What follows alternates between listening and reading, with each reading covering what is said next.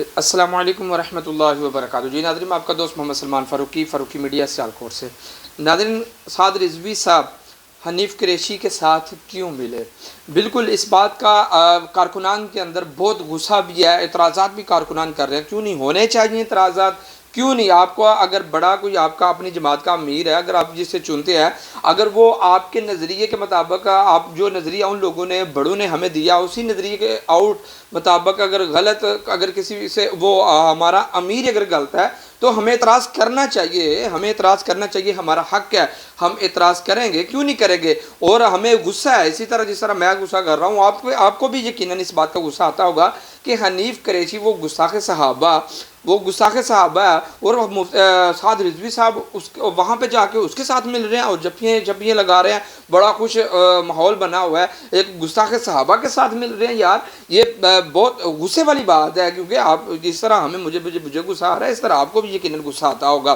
لیکن اب مجھے غصہ کرنے سے پہلے مجھے تھوڑا جا اس ملاقات کا پس منظر دیکھنا ہوگا کہ آیا کہ سعد رضوی صاحب ملے کیوں، وجہ کیا بنی، اور وہاں پہ پہنچے کیسے.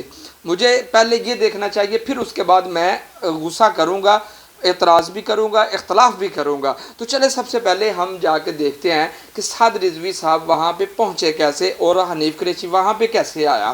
آپ میری سکرین کے اوپر آپ ویڈیو دیکھ رہے ہیں، میری سکرین کے ساتھ یہ ویڈیو دیکھیں آپ. یہ سعد رضوی صاحب اندر انٹر ہوئے ہیں، ان کی گاڑی اندر آئی ہیں، ٹھیک ہے. پھر اس کے بعد سعد رضوی صاحب وہاں سے اتر کر وہ جتنے بھی وہاں پہ جو لوگ ہیں، جو جامعہ رضویہ وہاں کے جو بزرگ ہیں، وہ نام میرے ذہن میں نہیں آ رہا، سید حسین الدین سید باغ ہے، وہاں ان کے مدرسے میں وہ گئے ہیں. اب وہاں پہ دیکھیں جتنی وہ ملاقات کر رہے ہیں، ان میں سے آپ کو کہیں بھی حنیف قریشی نظر آ رہا ہے؟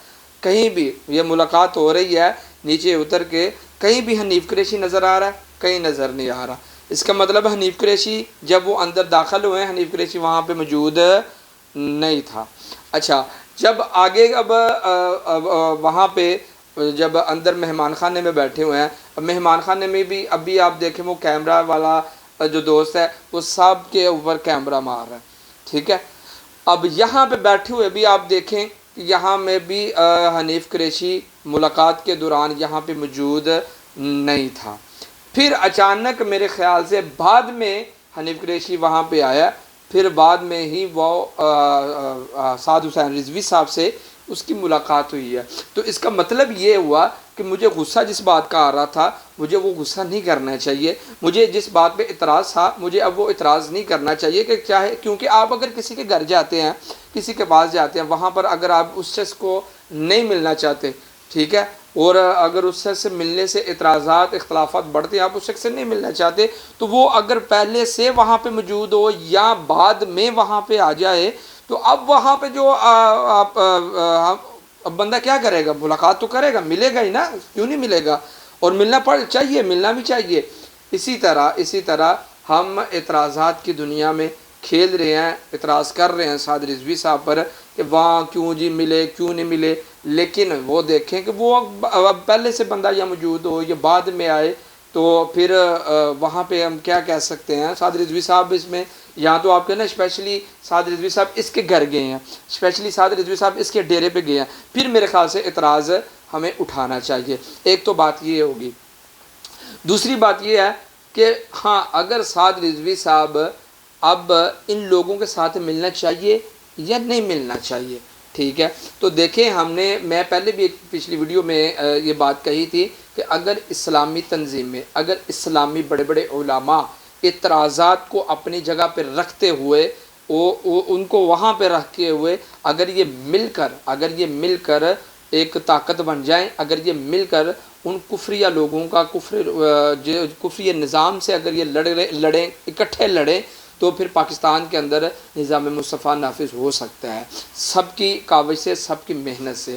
دوسری بات یہ ہے کہ دیکھیں ہمیں اپنا ظرف جو سیاست کا جو پلیٹ فارم ہے نا، سیاست کا پلیٹ فارم ہے، اس پہ ہمیں اپنا ظرف بہت بڑا کرنا ہوگا. مثال کے طور پر میں کہتا ہوں کہ یہ لبیک والے ہیں.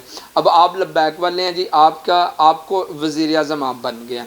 اب مجھے بتائیں کہ جب آپ وزیر اعظم بن گئے ہیں تو یہ جتنے یہ گستاخ ہیں، گستاخی کرنے والے ہیں، تو یاد رکھیں کہ گستاخی کے فتوے ہمارے دیوبندیوں کے اوپر بھی ہے، ٹھیک ہے، کفر کے گستاخی کے فتوے دیوبندیوں کے اوپر بھی ہے، کفر کے فتوے گستاخیوں کے ہمارے اہل حدیثوں کے اوپر ہے، صرف قادیانی یا شیعوں کے اوپر نہیں ہے، یہ دیوبندی اہل حدیثوں کے اوپر بھی ہے۔ تو یاد رہے کہ سعد رضوی صاحب ان سے بھی بہت ہی خوشگوار موڈ سے ان کے ساتھ ملاقات ہوئی ہے اور وہ لوگ پوری سپورٹ کر رہے ہیں، ٹھیک ہے جی۔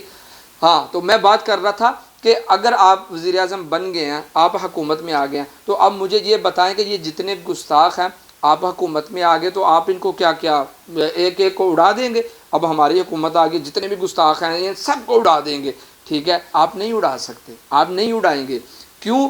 آپ جب حکومت میں آ جائیں گے، آپ کے اوپر لازم اسلام نے یہ لازم کر دیا ہوگا کہ جتنے بھی نیچے اقلیتیں ہیں، جتنے بھی لوگ ہیں، آپ ان کا تحفظ کریں گے، اسی طرح تحفظ کریں گے، اسی طرح ان کے حقوق ان کو دیں گے جس طرح آپ اپنے ہمسائے، اپنے بھائی، اپنے گھر والوں کو دیتے ہیں یا دیگر عوام کو دیتے ہیں، اسی طرح آپ اقلیتوں کو بھی حقوق دیں گے، اسی طرح دوسروں کو بھی حقوق دیں گے۔ ہاں، البتہ اسلام یہ کہتا ہے کہ جب آپ ان لوگوں کو جب آپ حقوق دے رہے ہیں، سیاست میں آئے ہیں، بڑے بن گئے ہیں، وزیر اعظم بن گیا، تو جب یہ لوگ گستاخی کریں گے پھر ان کی قانونی کارروائی ضرور کریں، اس سے ایک قدم بھی پیچھے مت ہٹے۔ اب ہم مار کیوں کھا رہے ہیں؟ ہم مار کیوں کھا رہے ہیں کہ ہمارا اسلامی قانون ہے، ہمارا اسلامی قانون ہے، لیکن اوپر بیٹھنے والے جو ہے نا، وہ قانون کے مطابق گستاخوں کے ساتھ معاملہ نہیں کر رہے، وہ قانون کے مطابق گستاخوں کے ساتھ ان کو سزائیں نہیں دے رہے، جس کی وجہ سے روز بہ روز، دن بہ دن، ٹھیک ہے، حضور کی گستاخی ہو رہی ہیں، صحابہ کی گستاخی ہو رہی ہیں، اہل بیت کی گستاخی ہو رہی ہیں۔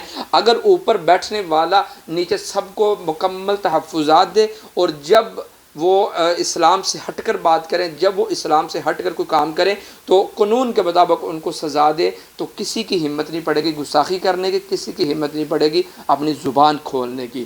تو اس لیے اس پلیٹ فارم پر اب سعد رضوی صاحب کو ہر ایک کے پاس بھی جانا پڑے گا۔ ہم بھی اس بات کو پہلے نہیں مانتے تھے، ایسا نہیں ہونا چاہیے، ایسا نہیں ہونا چاہیے، لیکن جانا پڑے گا، ان کو ووٹ مانگنے پڑے گے، لینے پڑے گے۔ میں آپ کو اب کیا بتاؤں کہ اب سب سے زیادہ یہ پھر کبھی انشاءاللہ اس ویڈیو میں، اگلی ویڈیو میں کبھی میں یہ بیان کروں گا کہ اہل تشیعوں کا سب سے زیادہ ٹکر کن لوگوں کی تھی؟ سیپا صحابہ والوں کی تھی۔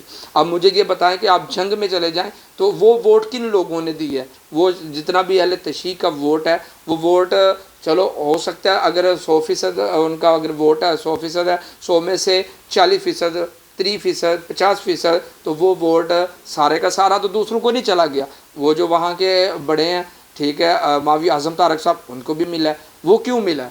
کیا وہ انہوں نے اعلان کیا تھا کہ میں ان لوگوں کا ووٹ نہیں لوں گا؟ وہ ووٹ بھی لیے ان کو اور ان کو مکمل تحفظات بھی دے رہے ہیں مولوی اعظم طارق صاحب، اور وہاں پر جو ان کے کام کرنے والے ہیں، روڈ بنانا، فلائی کام، وہ سارے کام ان کے کر رہے ہیں۔ لیکن جب گستاخی کی بات آتی ہے، جب دفاع صحابہ کی بات آتی ہے، تو وہ ڈنکے کی چوٹ پر دفاع صحابہ بیان کرتے ہیں، وہ کہتے ہیں وہ اپنی جگہ، حقوق اپنی جگہ ہے۔ اس لیے ہمیں اپنے ظرف بڑے کرنے ہوں۔